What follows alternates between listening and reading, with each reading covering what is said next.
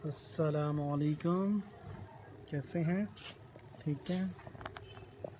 हम जा रहे हैं शॉपिंग करने माशाल्लाह अपनी हीरो होंडा पे। माय हीरो होंडा मंडी जा रहे हैं माशाल्लाह।